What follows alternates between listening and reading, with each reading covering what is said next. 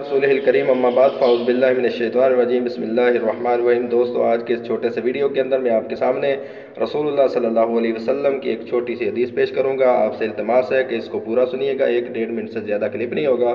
تو رسول اللہ صلی اللہ علیہ وسلم کی جو حدیث میں آپ کے سامنے بیان کرنے جا رہا ہوں، اس کے اندر رسول اللہ صلی اللہ علیہ وسلم نے اس بندے کا بیان کیا ہے جو اللہ کے نزدیک سب سے زیادہ بہترین ہے۔ یعنی اللہ کے نزدیک سب سے زیادہ بہتر کون ہے؟ عبداللہ بن عمر رضی اللہ تعالیٰ عنہ بیان کرتے ہیں، حدیث صحیح ترمذی کے اندر کتاب البر والصلہ کے اندر موجود ہے۔ فرماتے خیر الاصحاب عند اللہ خیرہ لصاحبہ، اللہ کے ہاں سب سے مقرب اور سب سے بہترین شخص وہ ہے جو اپنے ساتھیوں کے لیے بہترین شخص ہے۔ یعنی اس کے ساتھ رہنے والے، کھانے پینے والے، کاروبار کرنے والے، جس بندے کو کہہ دے کہ یہ بندہ اچھا ہے اس کے اخلاق کی وجہ سے، اس کی عادات کی وجہ سے، اس سے تنگ نہ ہو، اس سے خوش ہو، تو وہ بندہ اللہ کے نزدیک بھی بہترین ہے۔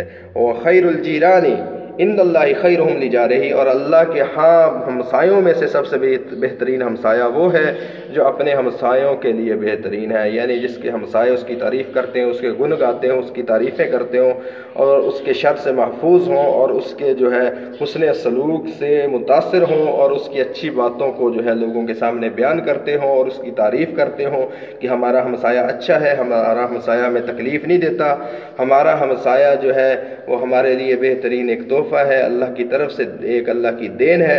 یعنی جس بندے کے ہمسائے اس کے اچھے اخلاق کی گواہی دیں تو سمجھ لیجئے کہ وہ بندہ اللہ کی نظروں کے اندر، اللہ کے نزدیک سب سے بہترین شخص ہے، سب سے بہترین مسلمان ہے، سب سے اچھا انسان ہے۔